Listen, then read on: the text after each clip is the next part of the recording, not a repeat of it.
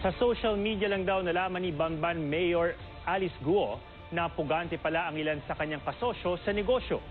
Sa isang statement, isiniwalat ni Senator Risa Hontiveros na may criminal activity ang incorporators ng Baofu Land Development na sina Zhang Ruijin at Lin Baoyin na iniimbestigahan sa Singapore dahil sa 2.8 billion Singapore dollar money laundering case at si Huang Ziyang na may hawak ng 4 na passport.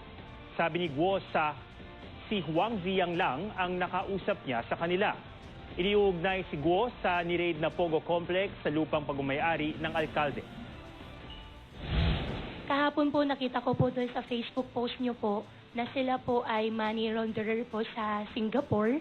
Hindi ba kayo nag-due diligence sa makakasama yung mga co-incorporators? Nakilala ko po siya sa Clark, pero hindi ko po alam siya po ay isang fugitive. Labas-pasok naman po siya ng bansa, nakakakwentuhan, nakakausap naman po.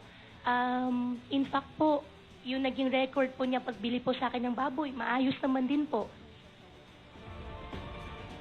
Muli rin konesyon sa pagdinig ang pagkatao ni Guo. Sabi ni Guo, kasambayang nanay niyang si Amelia Leal at iniwan siya sa pagkakapanganak. Tanong ni Hontiveros, paanong iniwan si Guo ng kanyang nanay gayong may mga nakababatang kapatid ng alkalde. Base sa record ng Philippine Statistics Authority, 3 ang kapatid ni Guo. Sagot ni Guo, itinago niya ang tungkol sa kanyang mga kapatid dahil ayaw na niyang madamay pa ang ibang tao.